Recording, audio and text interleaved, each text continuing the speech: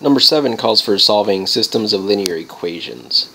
A is x plus y is equal to 24, and x minus y is equal to 18. Now they want both x and y, and it doesn't really matter which I solve for first. Usually, depending on how the equations are given, will usually determine what you're going to do. In this case, if I add the two equations together, I'll get 2x, and then y plus a negative y, well, they go away. So I don't even need to worry about them for a moment. 24 plus 18, 30, 42. Divide both sides by 2. X is 21. So now I can just take that 21, plug it back into either of the original equations. It doesn't really matter. I am going to use this one and plug it in, say 21 plus y is 24. Subtract the 21 from both sides, so y is 3. Alright, so x is 21, y is 3. Done with A. For B, we're given 3x minus y is equal to a negative 5, and x plus 2y is equal to 3. Well, if I try adding these equations together, I'm going to stop myself short, but I would get, say, 4x plus y equals negative 2. So neither the x nor the y went away. So that's not useful to me. Let's see, what if I subtracted the two equations from each other? Well, then I would get 2x, negative y minus 2y, so negative 3y, negative 5 minus 3, so negative 8. Again, neither x nor y went away, so still not useful to me. So let me back up here.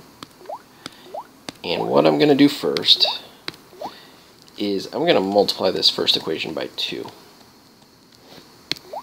Because then what I get, multiplying each term in the equation, I get 6x minus 2y equals negative 10. The second equation I'm just going to bring over as is. So now when I add the two equations together, I get 7x, negative 2y plus 2y, they go away. Negative 10 plus 3 is negative 7. Divide both sides by 7. So x is negative 1.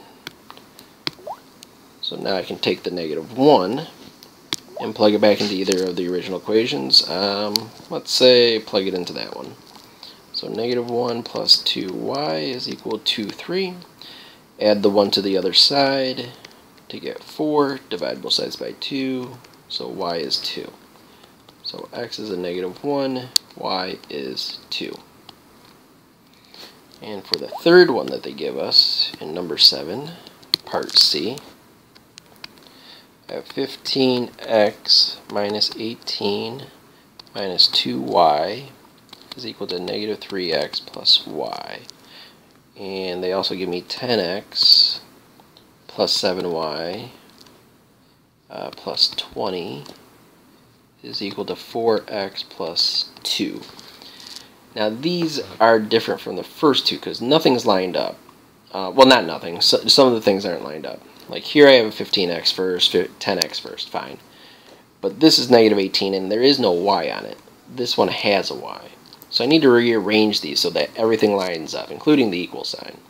So let's say we get all the x's and y's on the left and put the constants on the right, just because.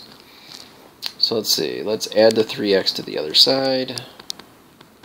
Let's subtract the y to the other side. And then let's add the 18 to this side. Okay, kind of keep that separate. Alright, so now I have 18x.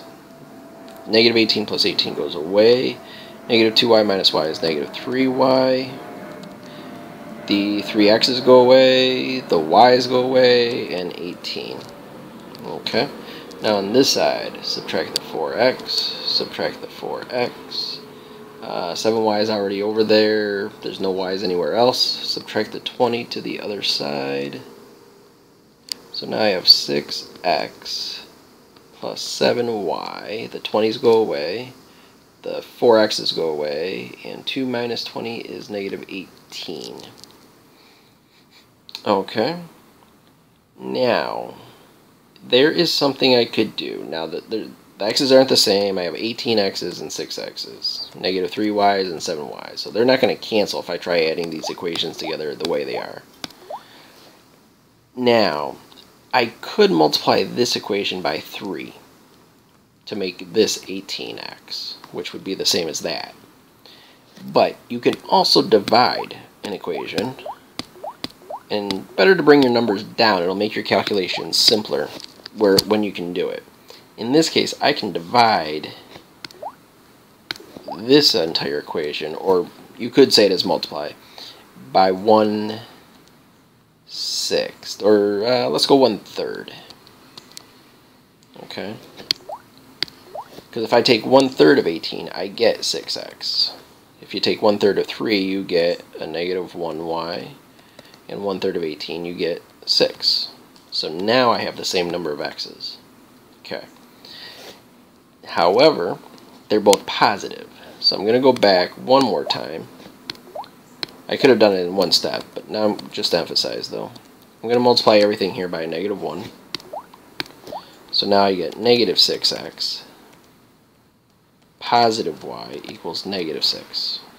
And that's what I'm going to take over to here and put under this one. Negative 6x plus y equals negative 6. So the 6x's cancel. 7y plus y is 8y. Negative 18 minus 6 is a negative 24. Divide by 8. So y is negative 3. Now I'll take that and plug it back into any form of equation will work actually. Let's take this one. So if y is negative 3, I get negative 6x plus a negative 3 equals negative 6. So negative 6x, adding a negative is subtracting. Add the 3 to the other side.